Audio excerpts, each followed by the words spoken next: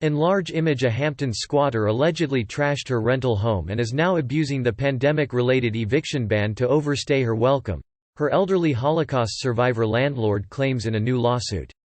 Genya Markon, the rightful owner of the Hampton Bays home, flew in from Israel last month, expecting to spend the summer at the spot a short walk from Shinnecock Bay, described on Zillow as a 1,260 square foot, 3-bedroom, 2-bathroom valued at more than $657,000.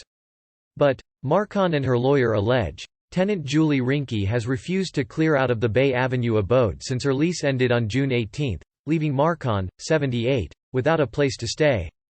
Genya is in a real bad spot, said her attorney, Anthony W. Cummings, who late last month filed a suit in Suffolk Supreme Court seeking Rinke's ouster as well as damages.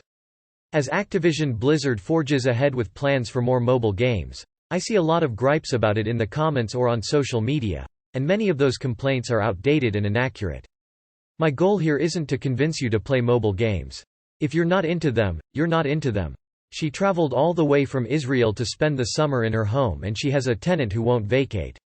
Added Markon of Rinke, my tenant, who is also a real estate agent, refuses to leave in spite of the fact that she only has a seasonal lease and is not protected by the hardship application she filed. Rinke, a Century 21 real estate broker, has claimed financial hardship due to the COVID-19 crisis in a bid to stay in the home, where she first moved to in July 2020. Cummings also represents another Hamptons landlord suing to evict a Cantor Fitzgerald executive and his wife for overstaying the welcome afforded in their lease while citing a pandemic-related hardship.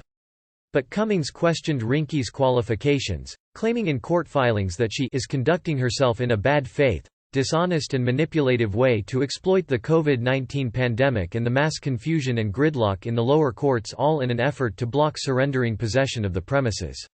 All you have to do is check a box and you can stay for free until at least August 31, the lawyer told the Post, referring to the hardship application.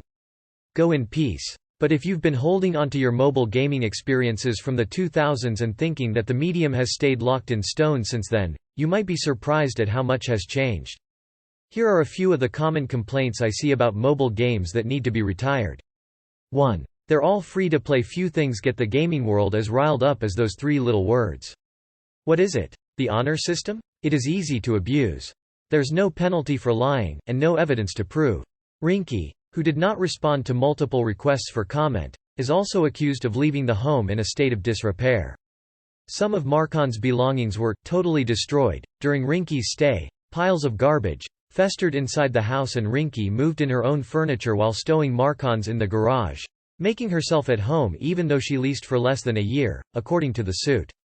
Rinke also took down paintings already hanging in the space, some of which are quite valuable, including a family portrait by the well-known Ukrainian painter David Berlik. It's claimed in court filings. She displaced Genya and refuses to give back her home, said Cummings. Genya flew in all the way from Israel and now she's the one without a home. Metro, an intruder set a small fire inside a Manhattan bar before swiping a mirror and bolting, according to cops and video of the brazen act.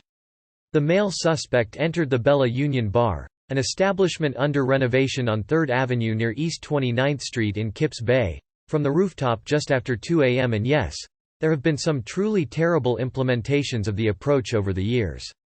However, the free-to-play strategy can be implemented in a way that doesn't gate game content and feels fair to players. And it's not the only style of payment you'll find in mobile games. First up, a lot of the best mobile titles that are free to play aren't asking you to pay for more game time. July 1, police said.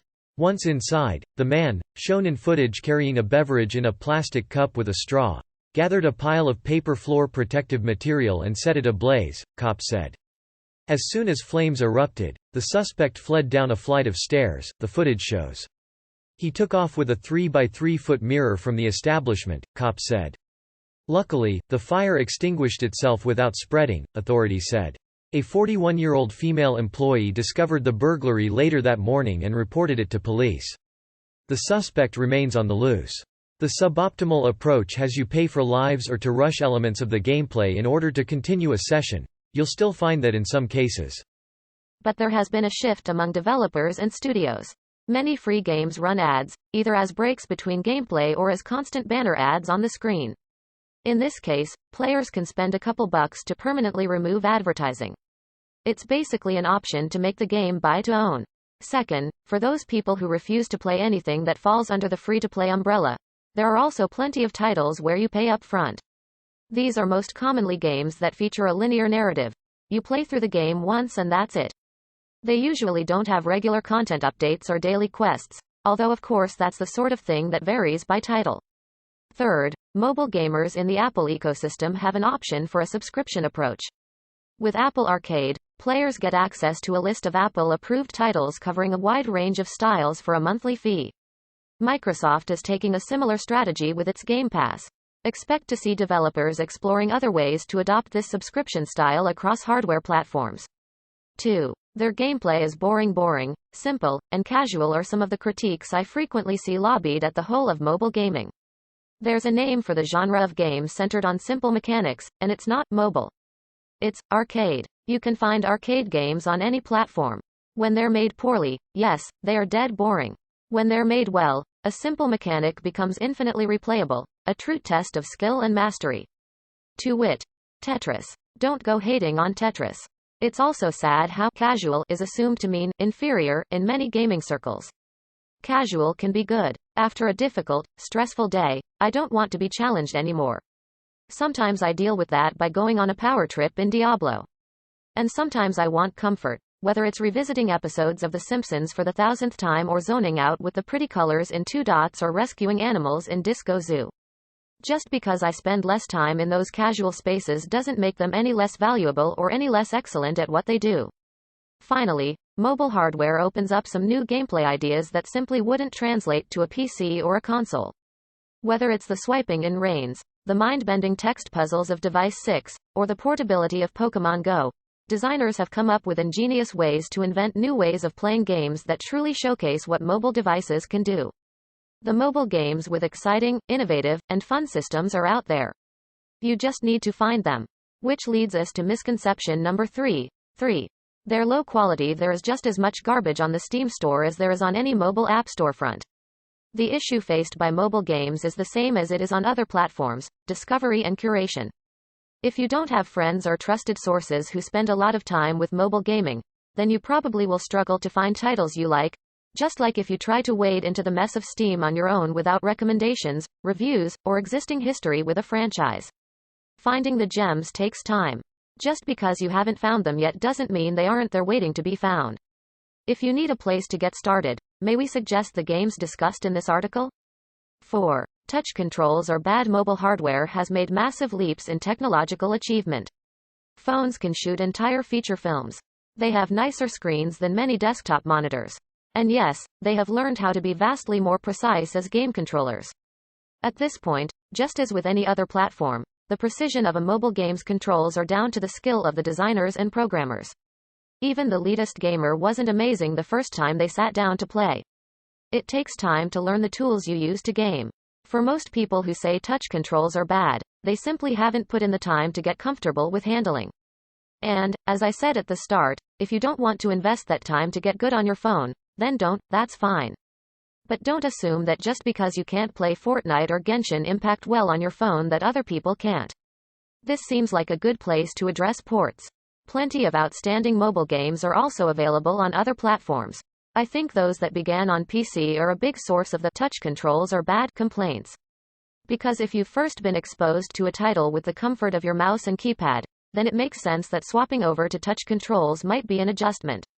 This is also an area where the skill of the programmers makes a huge impact. A bad port will ruin your game experience, whatever hardware it's running on. And when that involves a move from mouse and keyboard controls to touch controls, it's a real challenge to ensure that all the intangibles of how a game feels get translated over. It's the reason why we're not confident we'll have a controller option for Diablo Immortal. There's no switch to flip an engine that will make a control scheme work well across different hardware. Mobile games have a lot to offer, even if they're not for you. One of the takeaways I hope you'll get from this is that it takes skill to create a good video game, no matter what platform it's on. The sheer size of the industry for video game development is a sign of how many different people are gaming and the range of experiences they want out of gaming. Mobile done well can offer a lot of experiences that people enjoy. immersive or short, intense or silly, challenging or casual.